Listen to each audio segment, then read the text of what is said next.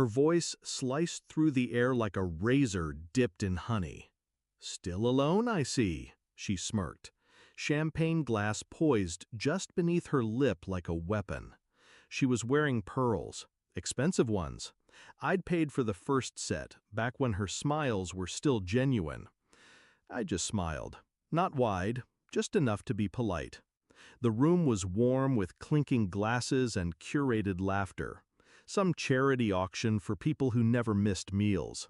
I wasn't there to make noise, but I watched her eyes shift, just a flick, over my shoulder. Then stillness. The color drained from her face. She didn't finish her drink. She didn't speak again. Because my wife, the real one, had just walked in. And she looked familiar. Too familiar. 4 years ago, my ex-wife traded me in like an old car with too many miles. She said she needed more, a different kind of love. One with yachts and private chefs and European ski trips. I let her go without a fight. The silence I gave her was louder than any courtroom. I rebuilt, slowly, quietly. 1 year later, I met someone, sharp, elegant, mysterious in the right places.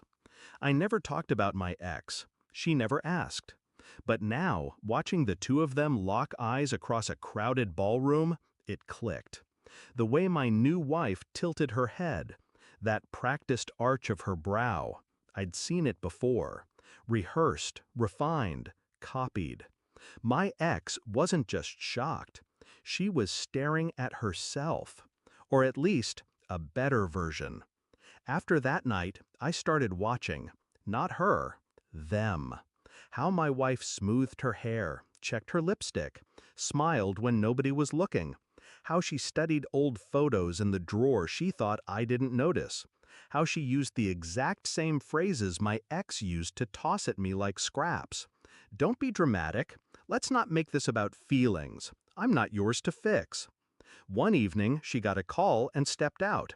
She left her laptop open. I looked, not for long, just enough to find the email. To Claire_Walsh@macmail.com. Subject, almost there. There were attachments, voice memos, videos, photos of me, zoomed in, cropped, tagged. I didn't confront her. I started reading. Turns out, my new wife wasn't my wife at all. She was her plan. 2 weeks later, I sat in my study and printed everything. Emails, memos, photos of them together, the coaching, the manipulation, the obsession. She'd met her on a podcast forum. My ex, coaching young women how to level up after failed marriages. My new wife was one of her projects. I read the notes like blueprints to a heist. How to mimic my preferences. How to mirror my values. How to break me quietly, one touch at a time. It wasn't love. It was architecture. My entire marriage had been a study in psychological warfare, engineered by the woman who once vowed to grow old beside me. The goal? Bleed me slowly. Then marry up again. They wanted to hollow me out like a house and sell the bricks. I didn't react. I waited. The next time my ex invited me to one of their events, I accepted. I brought my wife. She wore red silk. My ex always hated red. We walked in like royalty, side by side. Half the room knew her, the other half whispered. She smiled at everyone, even her, especially her. Drinks flowed, the band played, laughter swirled. Then, quietly, I handed my ex a black envelope. No words. She opened it beneath the chandelier. Photos, printed emails, a USB. She didn't blink at first. Then she looked at my wife and saw herself staring back.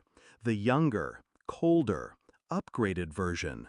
"What is this?" she asked, throat tight. My wife leaned in, her whisper soft and deadly. "Just feedback on your coaching program." We never spoke again. She divorced the rich man 6 weeks later, Something about public humiliation, leaked emails, unfit character. My new wife didn't stay either. She knew the game was over. I didn't chase her, didn't ask questions, didn't feel anything at all. I'd already won. Not because I broke them, but because I let them reveal themselves, fully, shamelessly. I sat with my coffee one morning, silence filling the corners of the house. No drama, no women practicing someone else's smile. Just peace. Calculated, earned. The last line she ever said to me still echoes now and then. Still alone, I see. She was right. But here's the difference. Now, I prefer